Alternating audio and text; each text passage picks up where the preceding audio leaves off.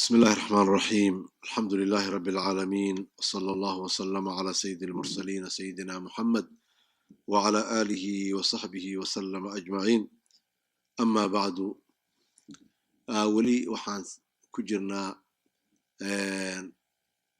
حسوسنتي أنس حسوسيني نسنان وقفا إذا سن لهين بش بركة سنة رمضان.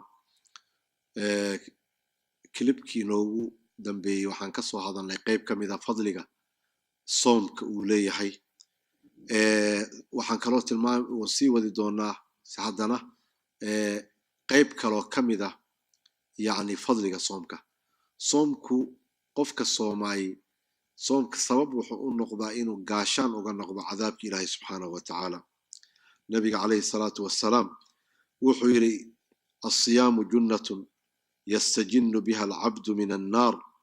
soomku waa gaashaan uu qofka soomayay uu iskaga xijiyo naarta oo naarta uu kaga badbaado.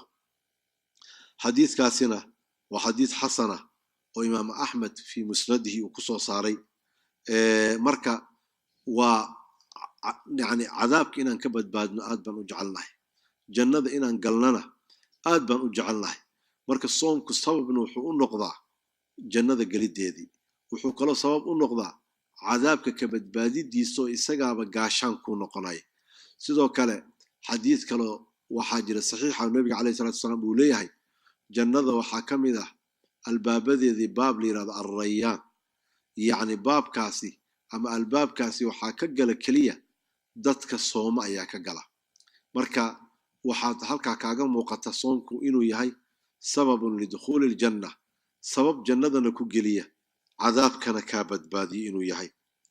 tan labaad, soomku wuxuu tilmaamayaa sabir inuu qofkan uu leeyahay dulqaad, yacni amarkii ilaahay subxaana wa tacaala.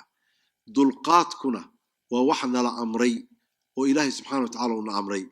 marka sabirkaasi aad muujisay inaad ku sabirto gaajada, inaad ka sabirto wixii naftaada ay jecleed, waxay ma aragtay sabab kuugu noqonaysaa ajri fara badan inuu ilaahay subxaana wa tacaala uu ku siiyo. inamaa yuwafa asaabiruuna ajrahum bigayri xisaab buu yidhi ilaahay subxaana wa tacaala. dadka sabra ajrigooda ilaahay subxaana wa tacaala waa u oofiyaa xisaab la-aan isagoon tiro lahayn. marka waxaa kaloo ma aragtay yani iyadana aad iyo aad muhiim waa inaan ogaano soomku in uu saaxibkiisi ama qofkii soomi jiray qiyaamada u shafeeci doono. qiyaamo marka la gaaro qof walbaba uu runtii wuxuu tamanin doonaa ama uu jeclaan doonaa cid u shafeecdo oo maanta yani ilaahay xaggii uga argeysa. soomka iyo qur'aanka labaduba dadka way u shafeecaan. marka haddii aad ka mid ahay dadka soomi jiray, soomku waa kuu doodayaa maalinta qiyaamo oo ilaahay xaggiibuu kaaga shafeeci doonaa. nabiga calayhi salaatu wassalaam xadiis isaguna yani imaam axmed uu soo saaray wuxuu leeyahy alsiyaamu waalqur'aanu yashfacaani lilcabdi yowma alqiyaama.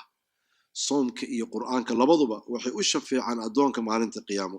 yaquulu siyaam ay rabbi manactuhu alطacaama washahwata fashaficnii fiih. ilaahayow cuntadii iyo shahwadii iyo wixii uu jeclaa oo dhan baan u diidaye shafeecada aan u shafeecay iyo aqbal. qur'aankan wuxuu odhanayaa ilaahu hurdadii baan u diiday, markay dadka hurdaan buu i akhrin jiray, ugu tukan jiray. ilaahayow shafeecadayda u aqbal. marka shafaacadoodan ilaahay subxana wa tacaala uu aqbalayaa. marka waa inaan sidaas uga faa'iidaysan. wajazaakum allahu khayran.